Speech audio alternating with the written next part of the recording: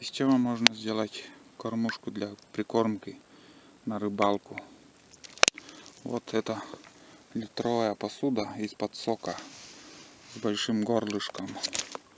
Он больше, чем полторашки обычно. И проволокой так дырку сделаешь проволокой. И вот там прикормка. И можно прижигаешь, дырки сделать, или можно сверлом, или же каленым проволокой. Хорошо вымывается оттуда прикормка. Вон.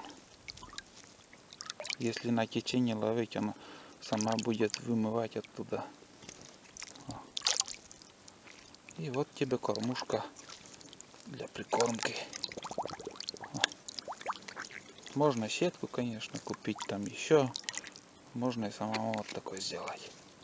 Вот здесь отруби всякие там. Еще магазинские в пакетах прикормки.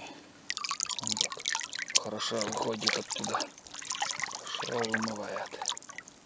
Вообще супер.